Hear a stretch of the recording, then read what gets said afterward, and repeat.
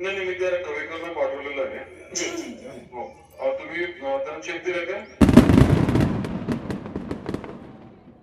झालो तिथं हरमुळे ग्रामपंचायतला 5 वर्ष उपसरपंच राहिलो. त्यानंतर ग्रामपंचायत डिवायडेशन करून 12 नंबर पाटीला 5 वर्ष सरपंच राहिलो.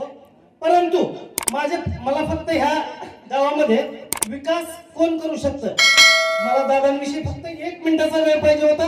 माननीय गोपाळ सरांना मी विनंती केली की मला 1-2 मिनिटं बोलायला वेळ द्या.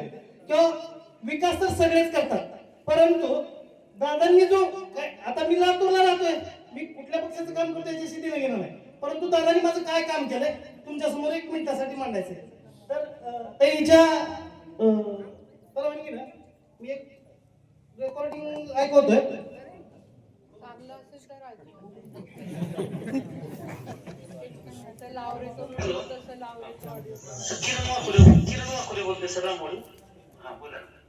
दादांना बोलायचं तो जरा बघतो मी दादा आहेत का काय नाव बोलले आपले किरण वाकोरे.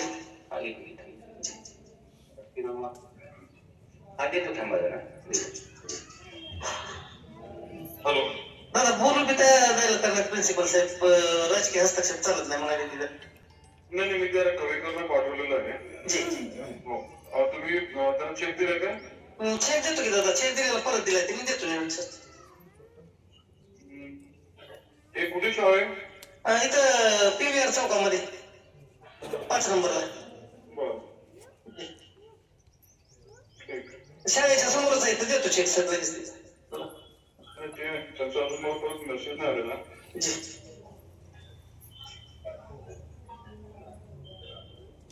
काय करू? राहुलचा नंबर आहे तुमच्याकडे मागणीकर? नाही सर नंबर. हॅलो राहुल, एक नमस्कार. अरे कवेकर, अजित कवेकर रिलेटेड विषय होता का शाळेतला फीसचा. आपले एक सहकारी आहेत, त्यांचा ते पोस्ट डेटेड चेक देत आहेत. त्यांचा कवेकरांचा मला मेसेज आला होता ओके म्हणून, करतो म्हणून, पण तरी ते विषय अजून क्लिअर नाही केलेला. मी ते वाकोरे नावाचे त्यांना नंबर देतो तुमचा, फोन कॉल करायला होता. हा, तिथे शाळेच्या जवळ जाऊन थांबलेत, तुम्हाला फोन करायला होतो. हो, काय अडचण आली तर मला सांगा.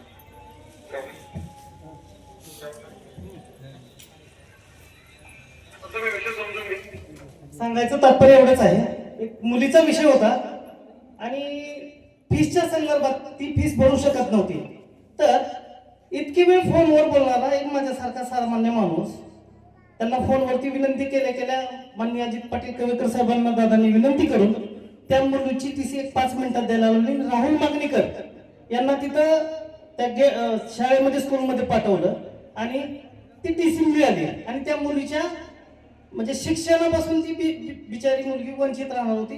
तिचं शिक्षणासाठी दादांची एकदम हे का कसं असतंय, गरीबाला गाडीचा बी आधार मिळाला तर गरीब माणसाला काय पैशाचीच अपेक्षा असते असं नाही, परंतु दादांनी बोलल्यामुळे त्या मुलीचं चांगलं झालं. आणि त्याच्यामुळे मला दादांचं कौतुक करावं तेवढं कमी वाटतं का, तर अहो आमदार खासदार मंत्री बोलत नाही तो फोनवर, एवढं वेळ कोण बोलायला, माणूस पाठवून दिला 10 मिनिटात माझ्यासाठी दादांनी. तर सांगायचं तात्पर्य एवढं आहे की हा निधी येणार आहे, दादा आणणार आहेत, प्रयत्न करून आणणार आहेत, काम करणार आहेत. पण असे बी काही दादा कामं करतात की जनतेच्या समोर आपण जे आपलं काम केलेलं आहे, आपल्या मार्फत जे काम झालेलं आहे ते जनतेमध्ये पोहोचवायचं काम आपण कार्यकर्त्यांनी करावं. ही कार्यकर्त्यांना विनंती राहील माझी. आणि माझे 2 शब्द संपवतो. जय हिंद, जय महाराष्ट्र.